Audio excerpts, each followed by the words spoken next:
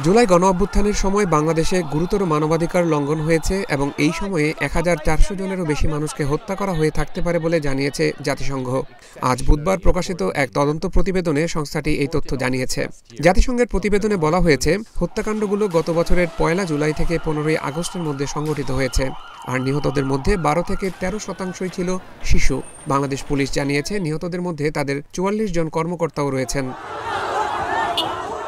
এছাড়া জুলাই গণঅভ্যুত্থানের সময়ে হাজার হাজার মানুষ আহত হয়েছে বলেও জানিয়েছে জাতিসংঘ।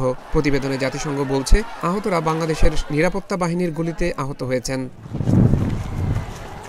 জাতিসংঘ আরও জানিয়েছে, বাংলাদেশের ক্ষমতাচ্যুত সরকার এবং নিরাপত্তা ও গোয়েন্দা সংস্থাসমূহ আওয়ামী লীগের সঙ্গে সংশ্লিষ্ট সহিংস বিভিন্ন উপাদান গত বছরের ছাত্র নেতৃত্বাধীন বিক্ষোভের সময় পদ্ধতিগতভাবে গুরুতর মানবাধিকার লঙ্ঘনের ঘটনাসমূহের সাথে জড়িত ছিল।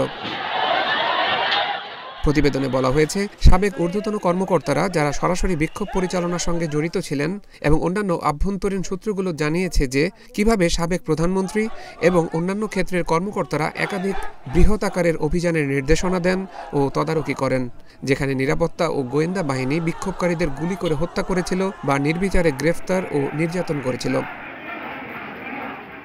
এতে দেখা গেছে, নিরাপত্তা বাহিনী পরিকল্পিতভাবে এবং অবৈধভাবে বিক্ষোভকারীদের হত্যা বা পঙ্গু করার সঙ্গে জড়িত ছিল।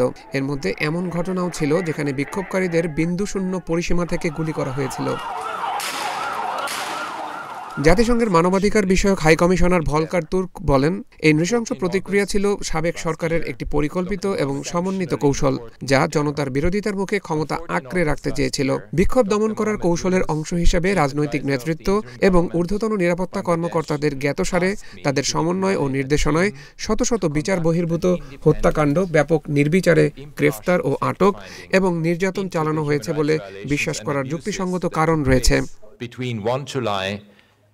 ভলকার তুর্ক আরও বলেন, আমরা যে সাক্ষ্য ও প্রমাণ সংগ্রহ করেছি তা ব্যাপক রাষ্ট্রীয় সহিংসতা এবং লক্ষ্যভিত্তিক হত্যাকাণ্ডের এক উদ্বেগজনক চিত্র তুলে ধরে, যা মানবাধিকার লঙ্ঘনের মধ্যে সবচেয়ে গুরুতর এবং যা আন্তর্জাতিক অপরাধও গঠন করতে পারে।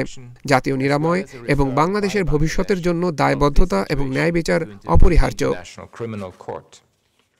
জাতিসংঘের প্রতিবেদনে বলা হয়েছে, অন্তর্বর্তী সরকারের প্রধান উপদেষ্টা মোহাম্মদ ইউনূসের অনুরোধে জাতিসংঘের মানবাধিকার কার্যালয় গত বছরের সেপ্টেম্বর মাসে একটি দল পাঠায়, যার মধ্যে মানবাধিকার অনুসন্ধানকারী, একজন ফরেনসিক চিকিৎসক এবং একজন অস্ত্র বিশেষজ্ঞ অন্তর্ভুক্ত ছিলেন, যাতে মরণঘাতী ঘটনাগুলোর বিষয়ে একটি স্বাধীন ও নিরপেক্ষ তথ্য অনুসন্ধান পরিচালনা করা হয়।